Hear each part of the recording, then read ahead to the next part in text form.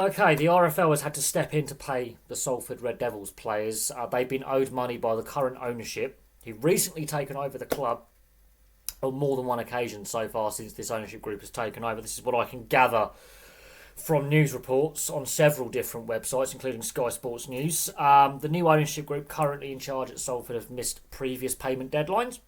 The players at this point had gone unpaid for over a week, and they had now at this point refused to train and play. They had basically gone on strike. Now, the RFL has stepped in, ensured that a payment deal for the players has concluded, so the game could go ahead. The only reason why the RFL, the main reason, it's not the only reason, but the main reason why the RFL have done this is to fulfil their TV contract with Sky and BBC, because the longer this standoff between the players and the club ownership was to continue, with the players going, we're not going to train, we're not going to play, we're going on strike, you owe us money, would be highly embarrassing for the RFL if they could not fulfil their fixture list.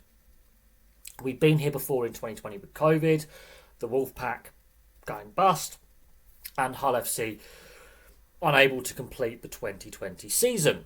Now, since then, the Super League and the RFL have brought in IMG to, rebrand the game and grow the game and grade the clubs. Salford last season were graded good enough to remain in Super League. Part of this grading system, which doesn't work by the way, is looking at financial viability. The fact that Wigan and St Helens are losing money and announcing financial losses should tell you something, that the game is not sustainable right now. The current TV deal is worth less money for every game being shown live, is worth less money than the last TV deal. So someone in the RFL needs to get sacked for that. The broadcasters are laughing because they're spending less money to show more games. Get my drift. They've got a bargain. They've won. The TV companies have made a win there. The RFL has made a massive own goal and a massive loss, which means less revenue coming to the clubs. And then you've got ownership, in this case at Salford, which can't even pay the players properly or in a timely manner and have missed multiple deadlines, yet apparently they are deemed fit to be ownership, even though there are restrictions on the club, on their salary cap, on spending. A whole variety of restrictions have been brought in by the RFL on this very ownership group that can't even pay the players. Yet under the IMG grading, this club was seen as financially viable enough and got a good enough grade to remain a Super League side. Salford has always struggled financially. They've been a struggling club for some time. This is not a new thing, even with the previous ownership.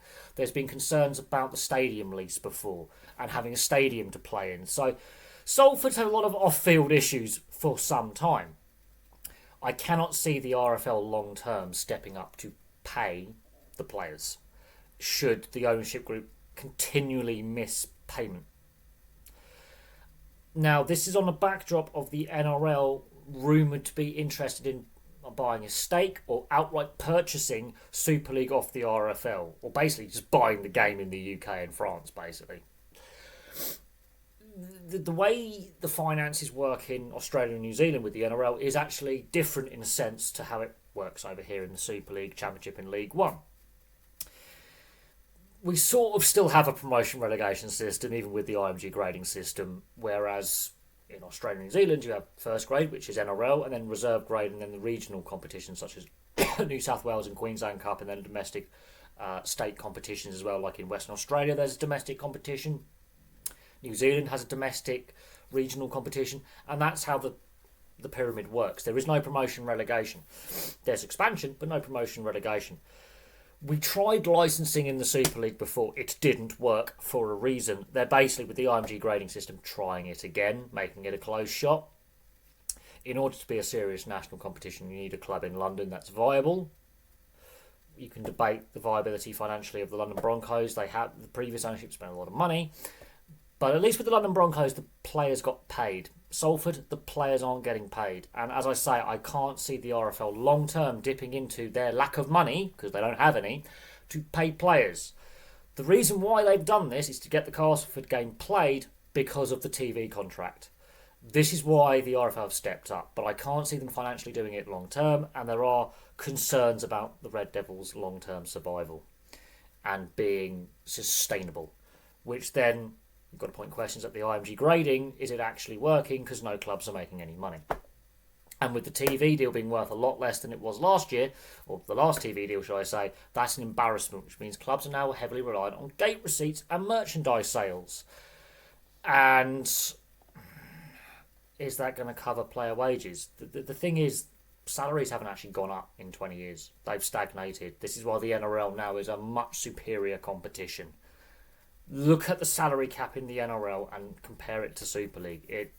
If an Aussie player comes over here, it's not for the money. It's to prolong their career for a little bit and play some more games. They're not here for the money anymore.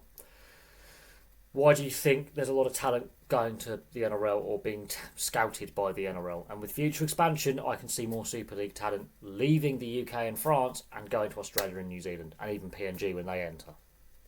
That's the reality.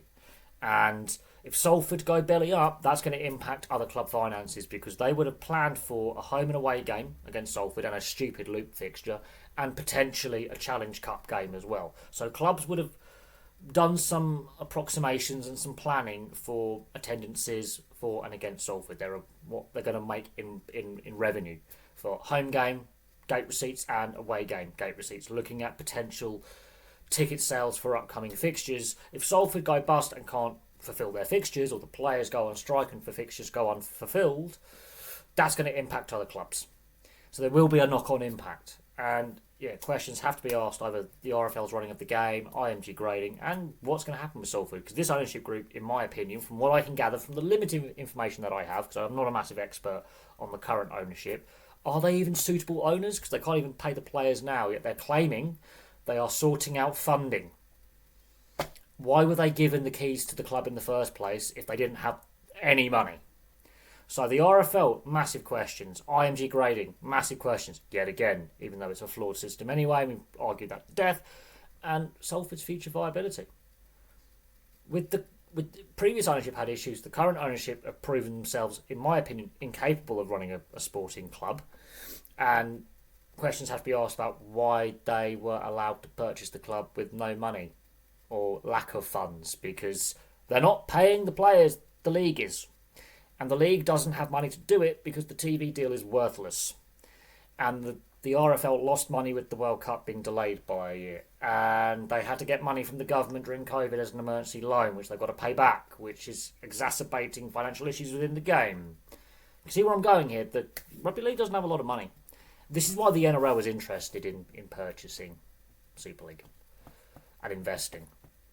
The RFL's done a real crap job for 25 years. I'm not saying the NRL is the answer, because the way the game is, as I say, run in Australia and New Zealand is different, but the RFL's running out of options. And as I say, the RFL cannot continue to bail out Salford by paying their players. That's not going to happen. Then you've got to feel for the non-playing staff, not just the coaching setup, but just general club staff. You know, behind the scenes, the tea lady, the club shop, all that kind of stuff. You know, the cleaners, they're not getting paid properly either.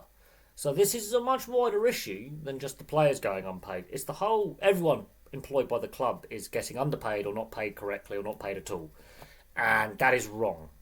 And so, there we go. But that's my opinion on things. The RFL stepped up to pay the Salford players for the only reason just to cover their arse on the TV contract. But I cannot see how this can continue long term.